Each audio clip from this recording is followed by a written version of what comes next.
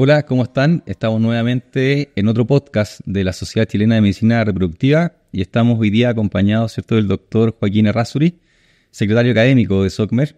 Y bueno, estábamos hablando hace unos minutos atrás de tu experiencia, de cómo te has ido, ¿cierto?, o elegiste entrar de lleno a esta subespecialidad.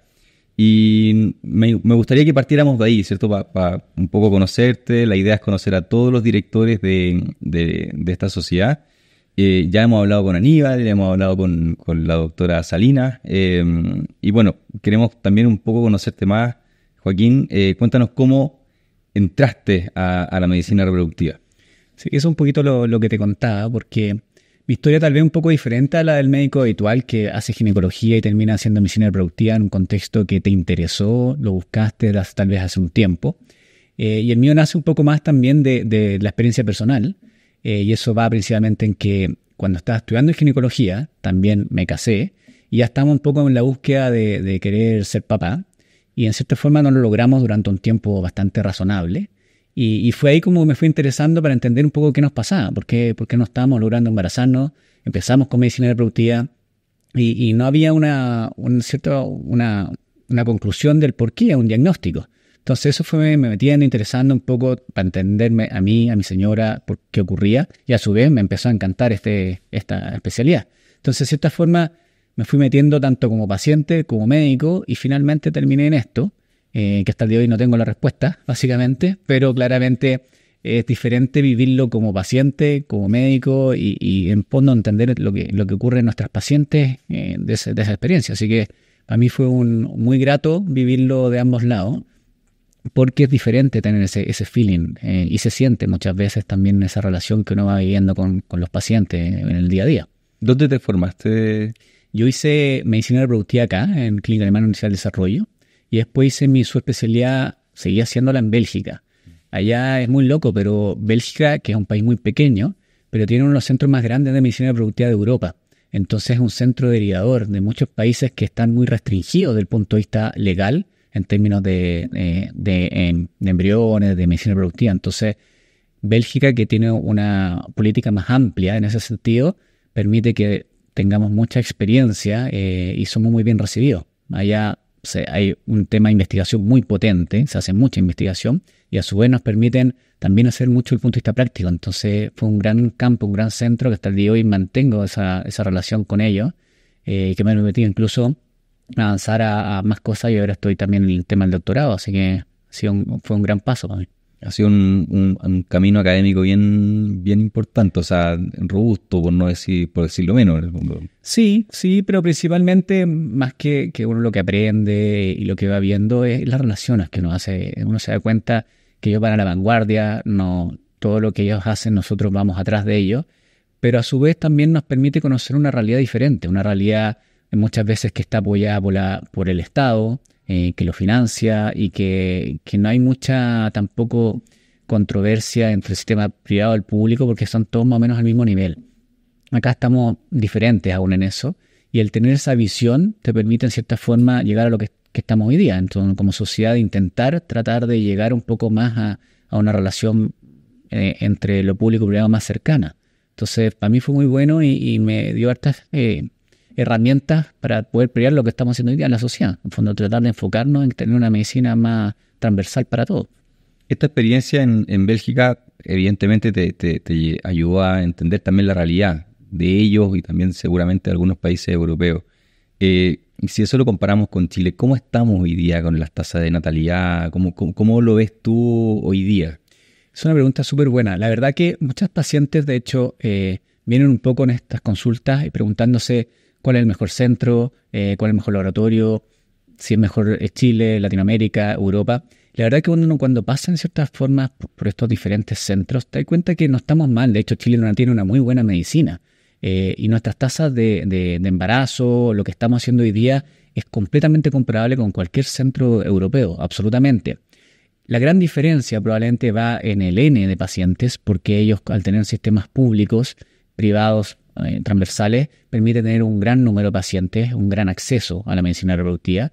Y dos, tienen mucha investigación. Ellos, todo lo que hacen siempre tiene un foco de investigación. Entonces, A medida que van avanzando, van probando nuevas técnicas, van pensando qué tienen que hacer, y eso nosotros lo tenemos lejos aún. Lamentablemente, nuestro foco hoy día en medicina reproductiva es tratar de embarazar, de buscar ese nicho, que está perfecto, pero que debería ir siempre de la mano a lo mejor de investigación para entender si lo que estamos haciendo es lo correcto o no.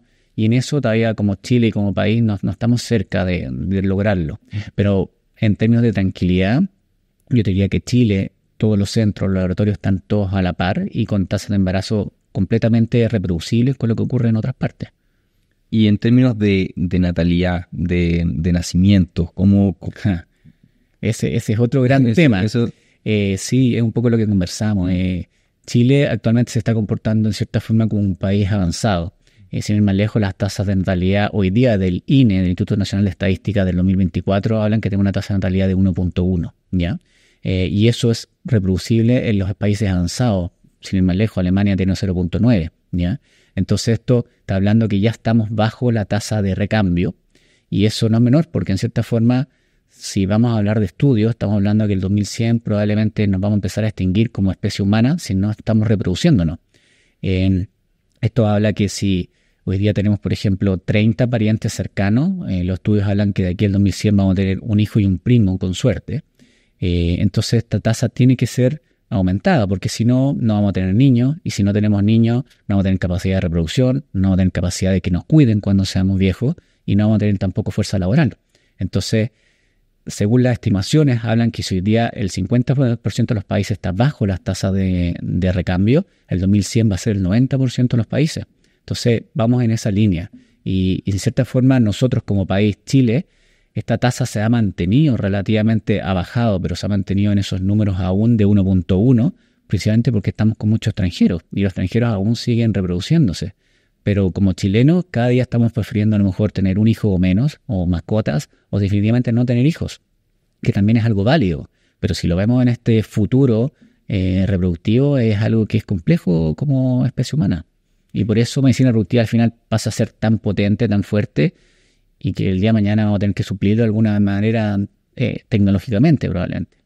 Ahora, a tu juicio, uno ve muy de lejos, ¿cierto? Y escucha muchas veces, lee también, que países europeos de alguna manera como que incentivan mucho que se arme familia, básicamente, ¿cierto? Con varias políticas públicas, de educación, ¿cierto? No sé, te pagan el parto.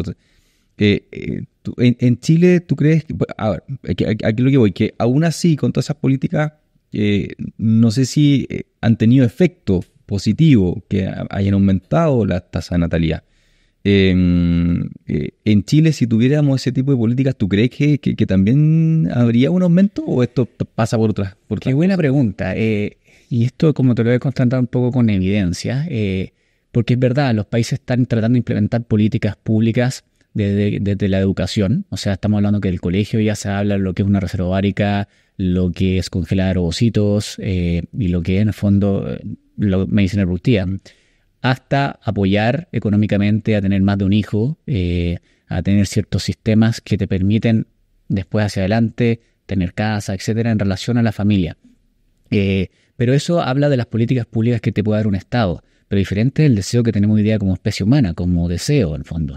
Y claramente nuestras curvas de nacimiento están también a favor de que nuestra cultura cambió. Y hoy día las mujeres quieren tener hijos no a los 25 años como ocurría antes, sino que nuestro promedio, por lo menos en Chile, estamos hablando a los 30, 31 años, y se está corriendo la curva. Entonces las mujeres cada día consultan más a los 35 años o con mayor edad por el primer hijo. Entonces esa curva de probabilidad de embarazo está disminuyendo porque nos estamos embarazando más tardíamente. Eso es un punto. Entonces al final la mujer, por más que cambie la política de Estado, si ella tiene otro desafío, otras metas, por supuesto que igual no la va a desear. Por otra parte, también tenemos más infertilidad masculina.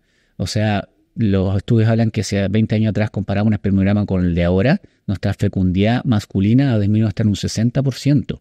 Entonces eso, por más que queramos tener hijos hoy día, con políticas que nos están estimulando a hacerlo, igual nos puede costar más porque nuestra vida cambió. Tenemos más alcohol, tabaco, estrés, plástico, etcétera. Entonces, nuestra reproducción está cambiando independiente de las políticas. Nuestra biología es diferente. Entonces, Si no lo hacemos en forma activa y probablemente más precozmente, claro, nos va a costar mucho más después. Entonces el Estado puede querer cosas, nos puede enseñar cosas que tienen mucho sentido hacerlo, pero también hay un contexto de convicción personal como pareja, como familia, como mujer, y también un punto de vista reproductivo que nos está haciendo un poco más difícil lograr embarazarnos.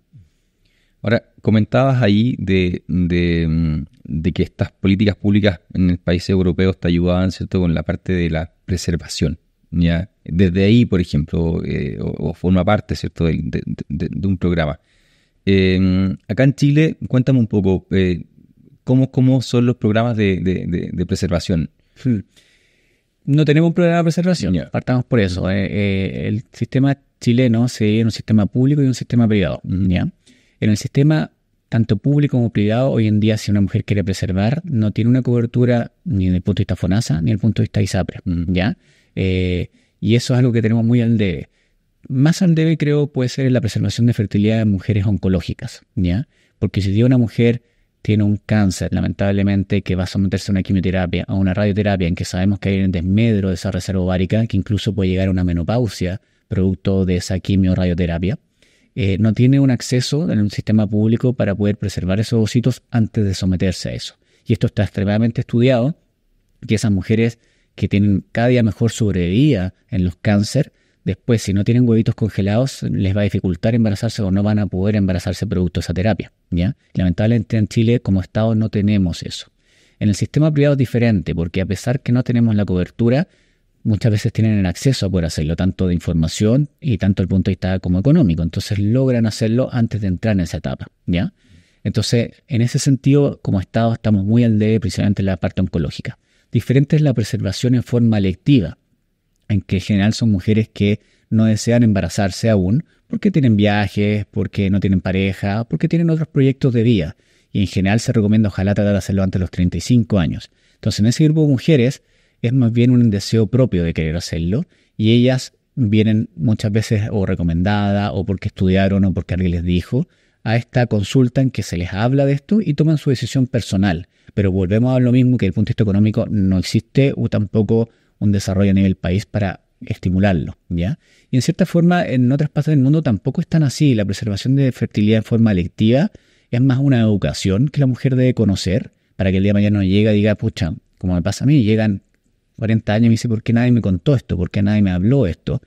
Pero este tema que pasa más por educación que el punto de vista como apoyo a Estado, porque el Estado en general yo no conozco muchos países, y te mentiría si te dijera alguno, en que pague por la preservación de fertilidad en forma electiva. Entonces, el estricto rigor es más bien algo preventivo que viene propio de la mujer, ayudado muchas veces por la educación médica, pero no tiene un contexto económico de Estado que diga hay que hacerlo o debería hacerlo.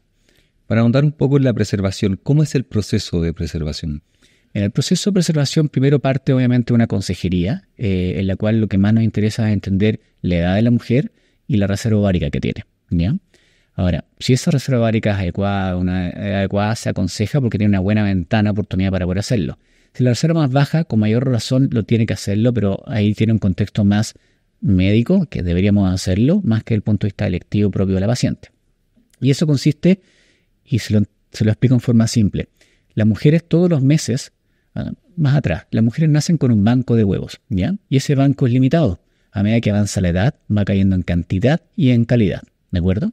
Entonces, todos los meses esa mujer recluta un número de huevos, de los cuales uno es el que crece y el que termina ovulando, y el resto se destruye. Y eso ocurre esté con anticonceptivo, esté con o no con la menstruación. Todos los meses el ovario va reclutando y destruyendo huevos, y es por eso que el banco va cayendo en el tiempo. Entonces, lo que nosotros hacemos es utilizar hormonas en dosis muy altas para que todo ese reclutamiento que ocurrió al principio y que la mujer iba a destruir, nosotros lo hacemos crecer. Entonces, después de un tiempo que generalmente promedio son 10 días aproximadamente, cuando tenemos los huevos grandes, decidimos ir a extraerlos. Y eso se hace en pabellón, ecográficamente, con una aguja, y se aspiran todos esos huevitos, ¿ya? Y ahí se permite congelar. Entonces ahí viene la pregunta, pero doctor, ¿usted me va a sacar huevos y me va a quedar con menor reserva ovárica? Y la respuesta es no, porque es al contrario. Nosotros estamos rescatando parte de la reserva ovárica que sí o sí el ovario iba a destruir. Entonces nosotros no interferimos en disminuir la reserva ovárica. Al contrario, estamos deteniendo ese reloj cronológico de ese ovario en esa edad de la mujer, sacando huevos que iba a destruir. Entonces el contexto es muy simple, rescatar reserva en un tiempo acotado a través de hormonas en dosis altas y a través de una cirugía que es bastante simple, ambulatoria, que en un 15-20 minutos ya está lista. La cantidad de huevitos que es relativo o... Sí, la cantidad es diferente a lo que uno desearía, ¿ya?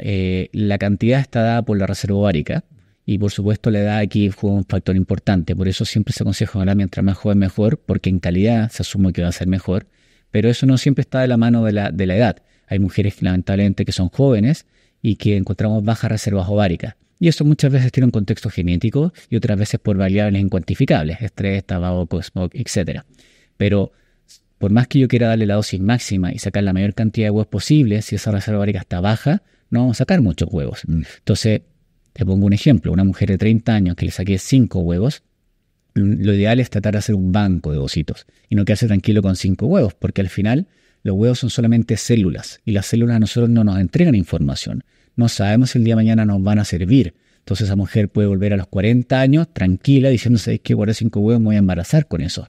Pero realmente no sabemos si esos huevos nos van a servir hasta que los descongelemos y les pongamos espermios y se conviertan en embriones. Entonces ahí la consejería es muy importante también en términos de manejo de expectativas, porque muchas veces se tranquilizan, que está bien, porque quitamos en cierto grado una presión social, biológica, como queramos decirlo, pero no realmente no nos aseguran un embarazo. Por eso muchas veces en ese grupo de pacientes se aconseja dejar más huevos. A la pregunta ¿cuánto es el número ideal? Y ahí nos basamos también en los estudios que hablan que ojalá una mujer dejara entre 15 y 20 huevos. Ese es como el objetivo, el número ideal. Si hablamos de una mujer de 35 años o menos que deja 15 huevos, la probabilidad del día de mañana, a través de respuesta con estudios, más o menos un 70% de probabilidad de que logre ese embarazo. ¿De acuerdo? Pero eso cambia después de los 35. Y ahí ya, por más que dejemos esos 15 huevos, esa tasa de embarazo va a ser menor porque la calidad también va a ser menor. Entonces, por eso es tan importante esa consejería de ojalá hacerlo precozmente, de ojalá acumular un nuevo número de huevos que sea razonable para que nos dé un cierto grado de tranquilidad, pero también con mucha educación, expectativas versus realidad. ¿Qué tan, entre comillas, democratizada está la preservación hoy día en Chile? ¿Cuántos centros tenemos? ¿O todas las clínicas tienen un banco, por ejemplo, de ovocitos? Cuéntame un poco hoy día, en ese sentido, en qué nivel estamos. Sí, hoy día todos los centros que hacen medicina reproductiva tienen criopreservación de ovocitos. Es una de las cosas que hacemos. Cualquier centro que haga in vitro también tiene ovocitos. Es prácticamente lo mismo en términos de estimulación, estrategia de sacar los huevos. Y lo que cambia es básicamente ponerle espermio. Pero todos los centros, te diría que tienen medicina reproductiva, tienen criopreservación de ovocitos. Y eso varía entre centro y centro, principalmente en términos de manejo, de estimulaciones, de hormonas, pero todos tenemos lo mismo, todos congelamos huevos, todos tenemos un tiempo de utilización, ciertas políticas, pero... ¿Y en términos de precio? En términos de precio, eso, mira, y siempre con lo mismo las pacientes, los precios son relativamente estándar, son bastante parecidos entre todos. Lo que aumenta probablemente el precio son las hormonas. En Chile las hormonas no son baratas. Comprar cada uno de estos lápices es caro y eso es lo que en cierta forma encarece más el proceso en sí. Pero hoy día hay ciertos códigos de las ISAPRES que algunas tienen ya algunos planes que permiten algún grado de cobertura. Y después la preservación, o sea, mantener los huevos congelados, ahí es donde cada centro le propone en cierta forma cómo mantenerlos. Y ahí hay ciertos grados de como estrategia. Por ejemplo, acá decir cuántos años podemos mantenerlos de acuerdo al seguro, etcétera. Esos son como estrategias de marketing de cada clínica. Pero sigue siendo un proceso que no es barato y ciertas formas, principalmente yo te diría porque las hormonas son caras en Chile. Si uno, sin ir más lejos, puedes ir a Argentina y esas hormonas cuestan la mitad de precio de lo que cuestan acá. Entonces, es un poco incomprensible, pero bueno, cada país tiene sus diferentes precios de acuerdo a la vida. Pasa por precio, básicamente. Exactamente. Es un tema casi de mercado. Exactamente, es eso, es un tema de mercado. Y un poco siguiendo esa misma línea, pero pasándonos a la parte de los hombres, porque uno entiende también que los problemas de fertilidad no solamente necesariamente pasan por una sola persona, o sea, muchas veces la pareja, ¿no es cierto? Y dentro de lo que me comentabas hace unos minutos atrás, es que la calidad del espermio, ¿cierto? Ha ido bajando. Me quedó un poco dando vuelta a eso. en base al estudio que comentabas. Hoy día, en ese sentido, el hombre también está... pues sabemos que no se pueden congelar. Eso ya lo hablamos en un podcast anterior con Abril, que por lo menos en Chile no existe un banco de espermio. Es que ahí es diferente una cosa con otra. Son dos cosas distintas. Sí, porque diferente es que no exista un banco de espermios de donantes chilenos, es decir, que vienen a donar, dejan banco para que después una mujer, por ejemplo, que venga soltera, o una pareja de mujeres quiera usar un donante, un banco. Eso es diferente, porque eso no es que tenga un problema de fertilidad en sí el hombre, sino que vienen a comprar espermios para utilizarlos. Eso en Chile no lo tenemos, ¿ya? Diferente es un hombre que tiene una infertilidad, ¿ya? El hombre que tiene una infertilidad sí podemos congelar espermios, y de hecho lo hacemos. Hoy día tenemos pacientes, por ejemplo, del mismo punto de vista oncológico, que se van a someter a lo mejor en que hay que sacarle el testículo o que van a someterse a quimio-radioterapia, que antes de eso se dejan los espermios congelados. Al igual que hombres que les encuentras pocos espermios, también se dejan los espermios congelados. Pero eso es un banco de ese hombre para él y para su pareja, en el fondo. No los va a donar ni los va a vender, sino que están pensados para un futuro embarazo después de terminar ese tratamiento. Entonces, ese es un banco diferente y eso lo tenemos porque es parte de lo que debemos ofrecer como centro reproductivo ante una complicación, un factor masculino importante que nos permite prever un futuro embarazo el día de mañana cuando no tenga espermios porque, por ejemplo, le sacaron los testículos. Siguiendo un poquito también esa línea, las pacientes que tú hoy día estás viendo que se quieren embarazar, ¿cierto? Hay un porcentaje importante hoy día que son mujeres solas, básicamente, que no están con una pareja y que simplemente quieren ser mamás, o también parejas homosexuales. Sí. Sin ir más lejos, ahora está en un estudio que hicimos en revisión ya por la revista, justamente en tasas de embarazo en mujeres solteras, mujeres lesbianas, que es bien interesante, que aborda que cada día tenemos más parejas de mujeres que están viniendo. De hecho, hay un método nuevo que se llama método ropa, que es bien conocido ya porque las parejas entre mujeres están compartiendo los gametos. Y tenemos cada día más mujeres también solteras que están viniendo a embarazarse. Y hay dos perfiles diferentes. Porque la tasa de embarazo, basándome en este estudio, que no les voy a adelantar todavía, la tasa de embarazo es lógico que las mujeres lesbianas tienen mejores tasas de embarazo porque ellas son mujeres jóvenes y que no tienen un diagnóstico de infertilidad. Entonces ese grupo de mujeres tiende a embarazarse más fácil a través de inseminación o a través de in vitro si es que hacemos método ropa con espermio de donante. Y eso no es un tema. Entonces es un grupo que es relativamente simple que se logre embarazar. El problema son las mujeres que hoy día están viniendo solteras, porque son mujeres que generalmente tienen mayor edad. Y eso es porque han estado más tiempo intentando. Y la respuesta es ¿por qué no lo intenté antes? Porque todavía tienen la esperanza de encontrar a esa pareja. Hoy en día nuestra sociedad está, y esto también está demostrado, que a las mujeres les cuesta encontrar una pareja porque son mujeres muy independientes, que tienen una independencia económica, una independencia laboral, intelectual, y les cuesta encontrar un poco el hombre que en cierta forma llegue a esa par y no se sienta intimidado como responden ellas. Entonces, tengo pacientes que están viviendo cada vez más, pero que tienen mayor edad. Y al tener mayor edad, obviamente nos van a encontrar con menor reserva ovárica y con menor calidad ovocitaria. Entonces, ¿se pueden embarazar? Sí, pero nos cuesta más. Y muchas de ellas terminamos haciendo in vitro, incluso con estudios genéticos, por lo mismo, por la edad de la mujer.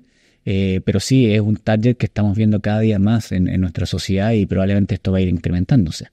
Antes de pasar a hablar de SOCMER, ya propiamente tal, de tu rol, ¿cierto?, como secretario académico de la Sociedad Chilena de Medicina Reproductiva, me gustaría ahondar un poco más en este método ropa. ¿Qué significa? ¿Por qué su sigla? Que hablen un poco más, desarrollemos un poquito más ese método. Que tú me dices es bastante conocido, pero pensando en pacientes que hoy día a lo mejor no. Sí, es interesante. Lo que pasa es que todos creen que el método ropa es porque le presto ropa a mi pareja. Eso es como lo coloquial que cree el chileno, pero no, tiene una sigla que habla de receptividad de los ovocitos por la pareja, en el fondo, ¿ya? Y básicamente, hoy día las parejas de mujeres lo que hacen es que compran los espermios de los donantes, eso se traen al banco y después esa mujer se empieza a estimular. Una de las dos va a ser la donante y la otra va a ser la receptora. Entonces, por ejemplo, la mujer A dice, ok, yo voy a ser la donante. Entonces a esa mujer se le empieza a estimular, se le sacan los huevos y esos huevos son los que fecundan con los espermios del donante. Se convierten en embriones y se transfiere el embrión a la mujer receptora. Entonces, así en el fondo hay una mezcla de gametos porque la mujer donante, la que está donando el ovocito y posteriormente el embrión, hacia la mujer receptora, y la mujer receptora es la que va a tener el embarazo y va a ser en el fondo la que va a tener el parto. Entonces ahí hay una mezcla de muchas cosas, del punto de vista obviamente genético. Sabemos que no, porque el huevito depende de la mujer que lo dona a la otra. También hay un contexto epigenético que hoy día se habla mucho, que se cree que ese feto in útero también hay una transfusión sanguínea que permite un intercambio genético entre esa madre receptora y ese embrión, ese feto. Entonces hay un contexto interesante, pero también un contexto sentimental, que yo te estoy dando un gameto a ti como pareja y tú estás llevando también a nuestro hijo. Entonces hay un contexto muy, muy bonito desde el punto de vista sentimental y también desde el punto de vista científico al final. Pero eso es, y cada día lo hacemos probablemente más, y yo creo que las mujeres, parejas de lesbianas, están prefiriendo incluso hacer eso más que hacer inseminación, que la inseminación es básicamente usar los semen donantes en una sola mujer. Y creo que es algo que es tendencia, ya en Europa se hace mucho y aquí lo estamos viendo cada día más. ¿Están naciendo más mujeres en Chile que hombres? No lo sé, no sabría decirte eso. No he visto como una tendencia de uno a otro. No sé. Podríamos decirlo que hoy en día, en cierta forma, tú cuando haces un estudio genético embrionario, sí sabes el sexo. Y hay algunos centros que a lo mejor hablan de poder tener la capacidad de elegir el sexo. Y eso les podría responder a lo mejor si es que eligen más hombres o más mujeres. Acá no hacemos eso, no tenemos selección de sexo. Aquí lo elegimos de acuerdo al nivel de prioridad de transferencia de ese embrión. Entonces no sabría responderte con ciencia que es más hombre o más mujer. Ok. Joaquín, hablemos un poco de SOCMER, ya como ir avanzando en este podcast. ¿Qué te motivó a participar de esta sociedad? ¿Cuáles son un poco los desafíos que tú ves que se tienen hoy día como sociedad? Desde tu rol, hoy día como secretario académico de SOCMER. Sí, o sea, a ver, como ven, a mí me gusta harto la medicina reproductiva en base a la ciencia, a la investigación. Entonces, como secretario, sí, esa es mi función. Mi función es principalmente tratar de potenciar la sociedad a través de evidencia, de investigaciones. Por eso que este año tenemos hartos cursos, tenemos hartos investigadores importantes que vienen a Chile. Entonces, nosotros como Sociedad de Medicina Reproductiva nos va a actualizar mucho. Siempre es bueno estar constantemente en gente que viene afuera y nos enseña un poco cómo va la tecnología y las cosas que están haciendo. Y desde el punto de vista personal, creo que Chile está muy al debe en la medicina reproductiva. Y como sociedad nueva, que somos de hecho un grupo bien jóvenes, tenemos hartas ganas de hacer cosas, hartas ganas de tratar de hacer cambios, no solo a nivel de nuestro centro, sino a nivel Estado, a nivel país. Y ese es nuestro objetivo principal. Entonces estamos full motivados en tratar de llevarlo también un poco a lo que somos nosotros, que somos jóvenes. Por lo tanto, eso conlleva que estamos metidos cada vez más en redes sociales, cada día queremos meternos más en una exposición en los medios que estamos hoy día, en nuestra sociedad inserta que está constantemente vendida en el Twitter, en Instagram, Facebook, etc. Entonces nuestra idea es tratar de abrir la sociedad, no ser una sociedad cerrada, sino abrirla a nivel país, que esto permite en cierta forma llegar a partes que se hace. Tenemos muchos médicos que trabajan en el sur y en el norte y que están desconectados de Santiago. Y esto permite en cierta forma llevar esa información a ellos y también llevarla a las pacientes, que al final es lo más importante. Si al final de cuentas muchas mujeres hoy día están desinformadas, muchas parejas no saben lo que es esto. Y el hecho de llevarlo en forma simple, a través de las redes sociales, a través de la exposición, permite que esa mujer esté más informada, más empoderada y que llegue con un nivel de conocimiento que a ella le permita tomar decisiones mucho más claras al respecto. Entonces es una labor bien bonita que tenemos como sociedad y que estamos full enfocados en que ojalá lo podamos lograr en estos años que vamos a estar juntos. Claro, si tú lo tuvieras que quizá ir focalizando en algunos hitos, que tú el día de mañana dijeras, sí, pues, con SOCMER en verdad hicimos esto, o sea, nos sentimos orgullosos quizás de uno, de dos, de haberlo hecho. ¿Sabes cuál sería que para ti sería, mira, no sé, convertimos esto en ley? Mira, obviamente todavía es muy precoz, pero uno de los objetivos justamente es tratar de llegar al Estado con algunas políticas, ¿ya? Y justamente la oncología, que como digo, estamos muy al debe en preservar fertilidad en mujeres oncológicas, es uno seguramente de nuestros objetivos de aquí a estos 2 años, tratar de por lo menos que haya un debate al respecto. Y ese te diría que es nuestro pie de lucha para tratar de lograrlo y dejar alguna trascendencia en este grupo de mujeres. Y lo segundo, tal vez más banal a lo mejor, pero es efectivamente, como decía, tratar de llegar a la mayor cantidad de médicos y de pacientes, de parejas, para tener información, para entender lo que es decir que esto es una enfermedad, la infertilidad es una enfermedad, que cada día tenemos más en nuestra sociedad, en nuestro país y en el mundo, y que tenemos que abarcarla como tal y ayudar dentro de todas las herramientas que tengamos para que ojalá todo el mundo tenga ese acceso. Yo leí hace poco que el cáncer se estaba convirtiendo, de hecho, si es que no, en la primera causa de muerte en Chile. O sea, recuerdo haberlo leído por un artículo a propósito de estas listas de espera, ¿cierto? Que son dramáticas. Cuando tú me hablas de la oncofertilidad, ¿cómo es que este paciente, porque probablemente el paciente lo que menos está pensando seguramente en ese minuto es en ser mamá, en ser papá, ¿cierto? Está tratando de enfrentar ese proceso de cáncer y tratar de sacar adelante. Pero hoy día, en ese proceso, seguramente nadie le dice a ese paciente, oye, una vez terminada tu quimio, tienes una alta probabilidad, por ejemplo, de quedar infértil. Eso hoy día no forma parte de, pienso yo, o sea, te lo pregunto si es así o no. Sí, tú tienes razón, Mario. Cada día tenemos más médicos, oncólogos, hemato-oncólogos, radioterapeutas que tienen el conocimiento, ¿ya? Y lo saben. Y te diría que en centros, por ejemplo en que es un centro integrado de muchas especialidades, en que se hacen charlas específicas para conocer las herramientas, sí, tenemos cada día más información. Y es un deber como médico oncólogo, por ejemplo, tener una derivación a una paciente al punto de vista reproductivo. Porque hay dos contextos. Uno es el contexto efectivamente para la paciente de tener esa información y que ella tenga la decisión. Y dos, porque también hay un contexto médico-legal. Porque hace 20 años atrás esto no existía, pero si hoy en día a esa paciente nadie le cuenta que tiene la capacidad de preservar esa reserva ovárica antes de someterse a algo que va a terminar a lo mejor en una menopausia, también no es menor, porque al final la paciente puede decir, pero ¿por qué nadie me contó? Si yo estaba en un centro en que ese médico, su responsabilidad, él me ha dicho que existe. Entonces, tiene dos aristas, pero yo te diría que cada día lo tenemos más. Ahora, también es cierto lo que tú dices. Llega la paciente con un tiempo acotado de tiempo, porque le dicen tenemos que partir la quimio y la radioterapia hoy día ya, con un nivel de angustia enorme, porque créeme que toda esta información de tener un cáncer y todo el proceso tiene que ser muy rápido. Entonces, es mucha entrega de información angustiante en poco tiempo, y entre eso, que no voy a ser mamá. Pero en cierta forma, lo que yo les digo acá y cuando llegan acá, es que esto es un poquito el respiro. El respiro es decir, ok, vamos, salgamos del cáncer, pero tenemos por lo menos esto guardado, esto que en cierta forma es una esperanza. Y no creáis, muchas mujeres llegan acá con su caballo batalla, por decirlo de alguna manera, ok, yo voy a salir de esto para que el día de mañana voy a ser mamá.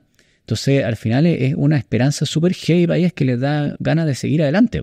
Y como te dije antes, antiguamente las mujeres, en general, todos nos moríamos mucho más por cáncer. Hoy día es verdad que tenemos más cáncer, pero también tenemos más tratamiento y muchas mejores tasas de sobrevida. Entonces, muchas de esas mujeres que antiguamente no se morían, no tenían posible embarazo, hoy día tienen las dos. Tienen la posibilidad de vivir muchas más y a su vez de ser mamá. Y eso está demostrado. Entonces, tenemos que hacer mucho hincapié y educación en los grupos de médicos que están antes que nosotros, que son los oncólogos, de que existen, que deberían derivarla y que deberíamos hacerlo antes de partir con algún tratamiento. Y en general tenemos el tiempo, si no es mucho lo que necesitamos 2 semanas. Y está demostrado que ese tiempo se puede. Así que está bien, ese es el foco. Tremendamente interesante, Joaquín, te agradezco este tiempo, esta conversación que tuvimos, ¿cierto? Estamos nuevamente, ¿cierto?, en este podcast de la Sociedad Chilena de Medicina Reproductiva, conociendo a sus directores. Esta vez, ¿cierto?, estuvimos acompañados de Joaquín Errázuriz.